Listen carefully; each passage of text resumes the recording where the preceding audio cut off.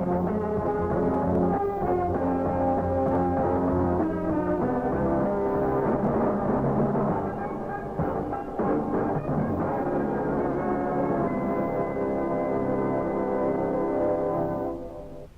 students, this is your compere Nazli Shahabuddin bringing to you your weekly program Youth Forum. This evening you will listen to an interview on modern art. In this program, prominent painter Ahmed Pervaiz will be interviewed by Rif'at Alvi, student Karachi School of Art, and Nigahत Yasmeen, student Abdullah Girls College. Mr. Pervaiz, how exactly did you arrive at abstraction in the course of your life and when? To begin with, I'm improperly regarded as an abstract artist. In my early days, that is going back to 1952, in my experiments with paintings, I showed a tremendous interest in contemplative art and distorted my subject matter in the interest of design. Keeping my mind ever open to the flux of life. Now that I know that life is so strange and so uncontrollable, there seems to be no way, and art is impossible as living.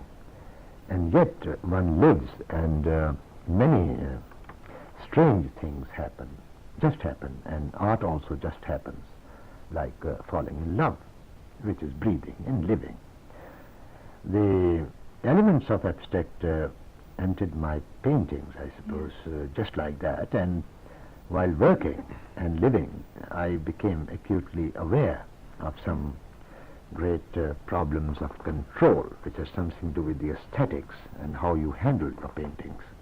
It was perhaps at this stage that I showed a lot of disrespect for the mechanical reproduction of thoughts, Right. and found them quite futile.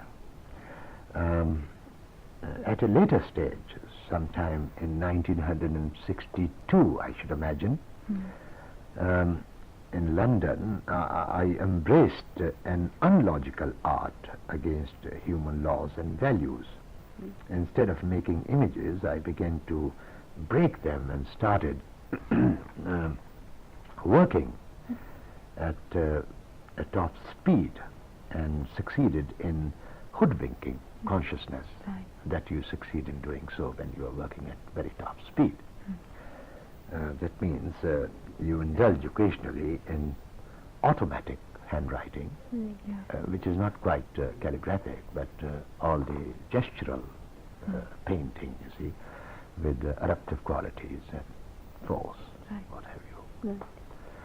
I would like to ask you, Mr. Pervaiz, do you ever incline to appreciate our national characteristic in our art and culture, and do you depict them in your paintings? Not quite on purpose. Honestly, to me, art is something very personal. Its individualism interests me a lot, a great deal. The basic problems of contemporary painting are independent of any country, as a matter of fact. To Jackson Pollock, who gave us action painting, the idea of an isolated American art, since he was an American and he became a man of considerable fame, and he was asked, have you contributed something to the American world? He said, no, I mean, painting seems absurd, just as the idea of a purely American mathematics. I mean, mathematics is mathematics, and there is no such thing as Pakistani mathematics and English mathematics, you see. So it would seem absurd that the elements that can give us Pakistani art have somehow become almost universal these days. Yet the UNESCO mentality which gets excited about other ways of living, other countries' ways of living, it only exists in a dream world, you see, or it's the tourist bureaus that talk about the dreamlike quality of nations living and all that, and they create posters. Naturally, it's a good gesture, no doubt. And nowadays we find a Bengali boat in the Arabian Sea, Arabic script in a German library, and a drink like vodka made in Quetta and sold in London and appreciated there as a Pakistani drink or something. Have you any other question to ask me? Mr. Pervaiz, were you ever forced to paint the way people wanted you to paint? No, not in Pakistan. Yes, before partition, especially in Bombay and Calcutta, there was a tendency, and I was a young man in those days, undoubtedly a painter, not a recognized one. Among painters, there was a tendency to give a very national look to their art. It was precisely in their paintings that they were functional. To the polite society, the painters were showing the famine of Bengal, for example. These painters were always looking forward to a better world and cared and thought about politics, education, ethics, poverty, and aesthetics. In poverty-stricken places, once again like Bombay and Calcutta, and the outskirts, they exhibited their paintings that depicted beastly men and the nobles at the same time, and the ill-treated poor. These painters were the social realists, and eventually left their country and their political parties because they were told to paint this way and that way. But I express myself in Pakistan with absolute freedom, whether I am a member of the party or not. The truth is I am. But I have been given complete freedom, and other painters too, to express ourselves in order to exist. Right. I paint, what I like, and what I feel. Right. Mr. Pervaiz, I would like to ask you, what do you think about the jumping painters, or in other words, who are taking shortcuts in the art field?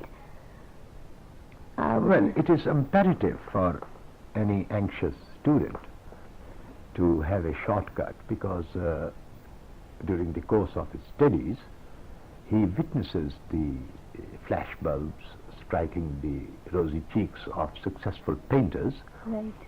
and he is very much touched by the fashionable sort of atmosphere, and then his parents and his friends and also his enemies are very much impressed by the publicity that he demands.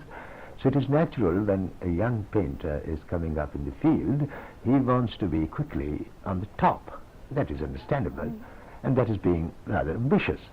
But in practice, the truth is, one has to dedicate oneself very quietly, and one has to pause and think, and not to be jumpy at all, you see, and take it easy for that matter, because it's very hard to be accepted. It's all right to be accepted here. I mean, in my country, whether it is a first-year student or a professional painter, they are all treated alike. Yes, that's and what I it may be coming as an insult to the professional painters that, well, what difference does it make? So-and-so is in such and such newspaper this morning, and so-and-so is also in the same newspaper, whether he has had 50 exhibitions or one exhibition or the first exhibition, you see. But in due course of time, when we have tremendous what you call competition, there will be a possibility for the amateur painter to face difficulties, and that is not quite necessary, because if he happens to be talented, he could be like a child and be accepted by the whole world, you see. Picasso at the age of 90 expressed the desire that he wished he could paint like a child. That explains whether a child goes to an institution or not. Nevertheless, he paints like himself, you see.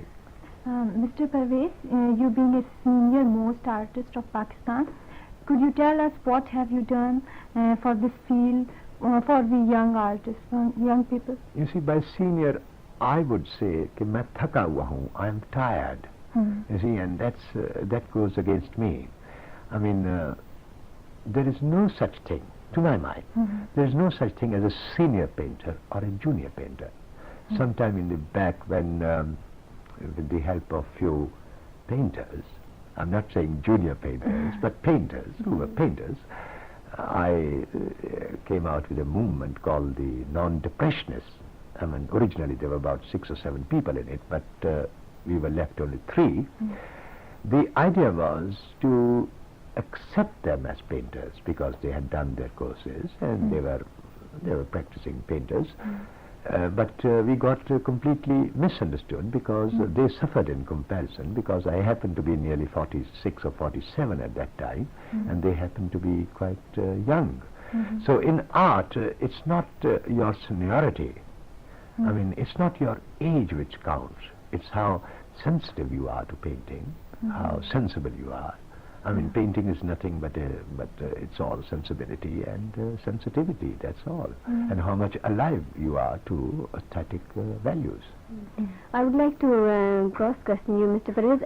How do you say that you don't believe in the seniority? Supposing an artist is just a first-year student and you have got a 50 years experience of art, aren't you going to be called a senior artist in comparison to? William Gare of Towner Art Gallery in Eastbourne arranged an exhibition of paintings in which Picasso was side by side with Ahmed Pervaiz and Victor Passmore. Ahmed Pervaiz was I was only, say, 38 in those days. But the truth is that Dubuffet was much junior to Picasso, but he took Paris by the throat, you know, and he was also very successful in money as well, you see. So please try to understand that a child, my child, can overtake me if he wanted to. I mean, not that if he wanted to, not that he would try, but the truth is that when I look at children's painting, I start envying. I mean, they are doing yes, what we are. They are very genuine in their approach, you see. So it's not the age, because Picasso's father, at a certain seasoned age, threw his brushes away and he said, "My son has taken over," because he was impressed by his son's technique. And in those days Picasso was very young. And Picasso too in Paris, when he migrated from Spain, from Madrid or I don't know where, but I don't quite remember these days, but he sold his paintings for 5 shillings in Paris, in the streets of Paris, and he starved. But the truth is that his blue period, or rose period, is the period which is still as impressive as the period of a 90-year-old painter. You mean to say we are not, the age does not count, but the experience does count? I mean, we had prophets who were only 32 years of age, and yet very elderly people used to follow them and listen to them. Nowadays there is a trend for the new generation. Our young, not very young, Mr. Zulfikar Ali Bhutto is comparatively a very young man to very old, seasoned politicians who could make a mess of the entire world. But the truth is that we are tired. You see, I mean, I would prefer that some other painter should take my place. And not that I suffer from any inferiority complex or anything, but the truth is that there is so much to be done. And it is not an old man who can take it over, you see. I mean, that's why I come out for interviews and I keep on going here and there in different institutions, and I talk to the new generation so that they can take this flag. I mean, there's no rat race. I mean, I would like to say, well, come on, it's your turn, you see. I'm not being generous or anything, but still, it is their turn, you see, and they are very fresh. Thank you very much, Mr. Pervaiz, for your kind words, and we are pleased to have you with us. Yes, thank you. Right. Thank you indeed. You have just been listening to an interview on modern art. The participants were Ahmed Pervaiz, Rifat Alvi, student Karachi School of Art, Nighat Yasmeen, student Abdullah Girls College.